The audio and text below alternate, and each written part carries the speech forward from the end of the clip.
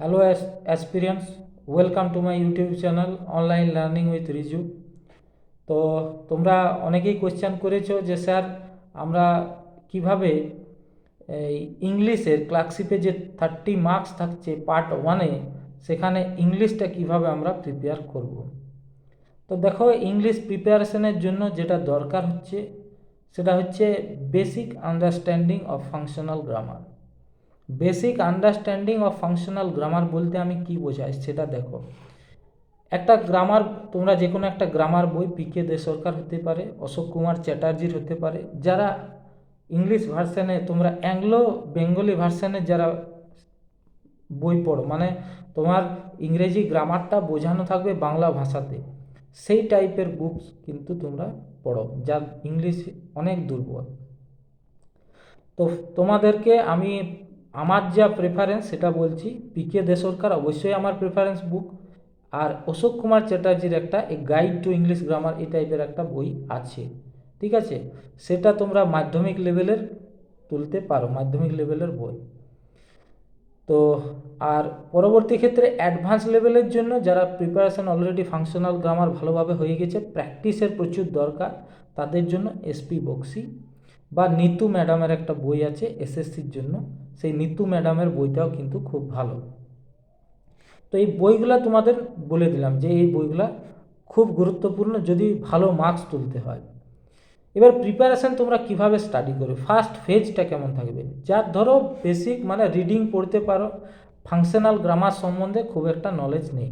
Functional grammar মানে tense, voice, narration, clause, ঠিক আছে? তো এইগুলো হচ্ছে ফাংশনাল গ্রামার। এবার তোমরা যদি চাও যে ফাংশনাল গ্রামারটা করাই আমি, বা ইউটিউবে আমি স্টার্ট করি, তো সেটাও আমি করতে পারি। তোমাদের যদি এই চ্যানেলটা তোমরা অনেক সাবস্ক্রাইবার, মানে 1000 সাবস্ক্রাইবার যদি হয়ে যায় খুব ভালো হয়, অনেক স্টুডেন্ট, তাহলে কোর্সটা কিন্তু করতেও আমার ইন্টারেস্ট লাগবে। আর যদি এই ফাংশনাল গ্রামারগুলো তোমরা আন্ডারস্ট্যান্ড ভালোভাবে রপ্ত করো, প্রথমে যেটা করতে হবে সেটা হচ্ছে যে রেগুলার তোমাকে কিন্তু একটা বা দুটা প্যাসেজ পড়ার অভ্যাস তৈরি করতে হবে।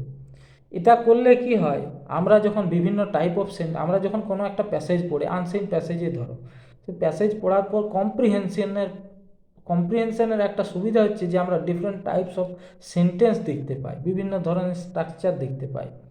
এরপর সেই সেন্টেন্স স্ট্রাকচারগুলো আমাকে চিনতে কিন্তু খুব অসুবিধা হয় যে কোন সেন্টেন্সটা কীরকম আছে। ফার্স্ট তোমরা স্টার্ট করো ইংলিশের টেন্স দিয়ে। টেন্সটা কিন্তু প্রত্যেককেই জানতে হবে। টেন্স, ভয়েস, ন্যারেশন, ক্লজ, এই চারটে যদি কোনো স্টুডেন্ট ভালোভাবে জানে, ভালোভাবে মানে স্ট্রাকচারাল দিকটা যদি ঠিকঠাক খেয়াল রাখে, স্ট্রাকচারাল দিকটা যদি জানে, তাহলে কিন্তু তার ইংলিশ শেখাটা অনেক সহজ হয়ে যাবে এবং ইংলিশের ক্ষেত্রে তার মার্কস অ্যাচিভ করাটা অনেক সহজ হয়ে যাবে। ফাংশনাল গ্রামারটা জানলে কি হয়, আমরা যে এরর কারেকশন করি, এরর কারেকশনের সময় দেখা যায় যে ফাংশনাল গ্রামারটাই কিন্তু মেন। সেইখানে তোমাকে যদি টেন্স, ভয়েস, ন্যারেশন কোনো একটা যদি খামতি থাকে, তুমি কিন্তু ভুল বার করতে পারবে না। এছাড়াও আরও অনেক থাকে, প্রিপোজিশনাল এরর থাকে, অনেক কিছু এরর থাকে, ভার্বের এরর থাকে, মোডাল ভার্বের এরর, সাবজেক্ট ভার্ব এগ্রিমেন্টে ভুল থাকে, তো অনেক জিনিস থাকে। তো যে একজন বেসিক ক্যান্ডিডেট যে স্টার্ট করবে তার জন্য বলবো tense, voice, narration and clause, এই চারটা ফার্স্ট স্টার্ট করো।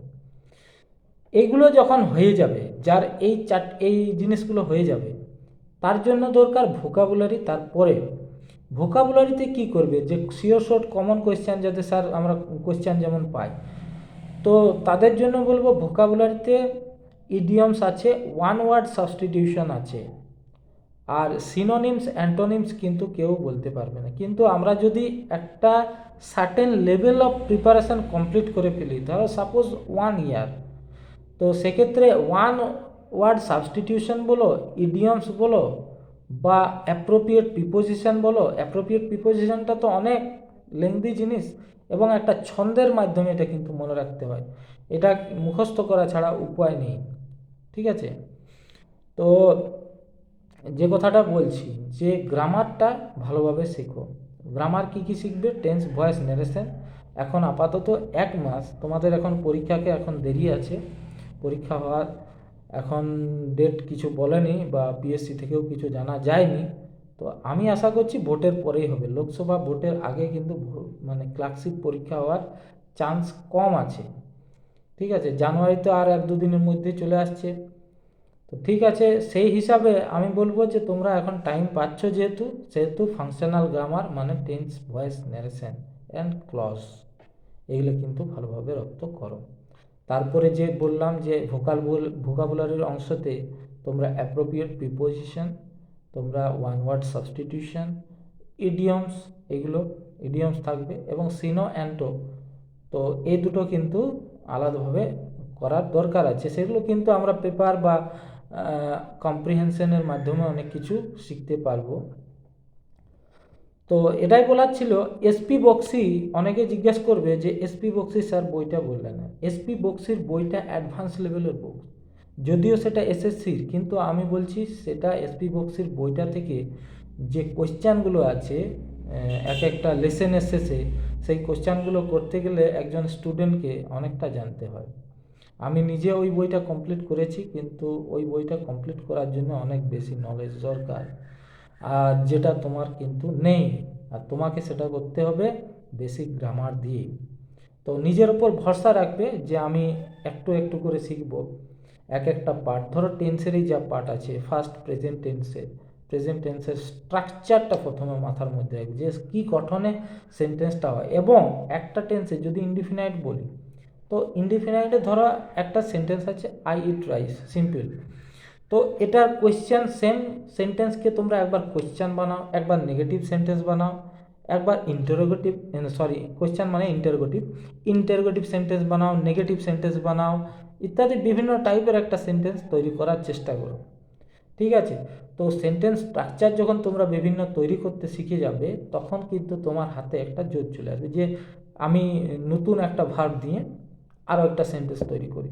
তো এই ইন্টারেস্টটা কিন্তু তখনই তৈরি হবে যখন তুমি টেন্স ভালোভাবে জানবে। তারপর যেই টেন্সটা তোমার কমপ্লিট হয়ে গেল, প্রেজেন্ট, পাস্ট, ফিউচার, তারপর তুমি ভয়েসে পা দিলে। ভয়েসেও সেম, প্রত্যেকটা টেন্সের প্রত্যেকটা একটা স্ট্রাকচার আছে, সেই স্ট্রাকচার করলে। তারপরে ন্যারেশনে একটু একটু ডিফিকাল্ট। তো ন্যারেশনে অনেক কিছু জানতে হয়, ডাইরেক্ট স্পিচে কী কী চেঞ্জ হয়, ইনডাইরেক্ট স্পিচে কী চেঞ্জ হয়।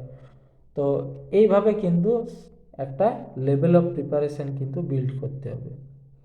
আর আরেকটা ব্যাপার হচ্ছে যে যখনই কোনো কোয়েশ্চেনে আটকে যাবে বা প্রিপারেশনের মাঝে, তখনই শেখার চেষ্টা করো কোনো স্যারদের কাছে। তোমরা যদি চাও যে ক্লাস নিই, সেক্ষেত্রে আমি কিন্তু নিতে পারবো। তো এখন জানুয়ারি মাস থেকে আমি ভাবছি শুরু করাবো। ইংলিশ কিন্তু প্রত্যেকটি পরীক্ষায়, এসএসসির যে পরীক্ষাগুলো হয় সেন্ট্রাল গভর্নমেন্টের, সেখানে কিন্তু ইংলিশ একটা বড় জায়গা নিয়েছে। এখন এমটিএসই বলো, এসএসসি সিজিএল বলো, এসএসসি সিএইচএসএল বলো, জিডি বলো, মানে ইংলিশের একটা আলাদা কিন্তু তোমাকে চাকরি পাওয়ার ক্ষেত্রে একটা আলাদা ওয়েটেজ দিবে, একটা আলাদা ওয়েটেজ আছে। এবং এটা কিন্তু অ্যাভয়েড বা নেগলেক্ট করলে হবে না। যদি তুমি এই ইংলিশের ক্ষেত্রে নেগলিজেন্সি তৈরি করো যে আমার ইংলিশ ভালো লাগে না, ইংলিশ ছাড়া চাকরি পাবো, সেটা কিন্তু নেক্সট টু ইম্পসিবল হয়ে যাবে আগামী কিছু দিনের মধ্যে। এই যে কনস্টেবল, ডাব্লিউবি কনস্টেবলের 10 মার্কসের কোয়েশ্চেন থাকে, যদি কোনো স্টুডেন্ট 6 বা 5 তুলে দেয়, এবং তোলা যাবেও, তাহলে কিন্তু সে একটা অ্যাডভান্টেজাস পজিশনে চলে যাচ্ছে। তো ইংলিশকে কিন্তু অবহেলা করার কোনো কারণ নেই। অবহেলা করলে কিন্তু নিজেই পিছিয়ে পড়বে এবং চাকরিটা হাত থেকে ফসকে যাবে। তো ইংলিশের প্রিপারেশান স্টেজ বাই স্টেজ করো, আমি নিজে তোমাদেরকে হেল্প করব।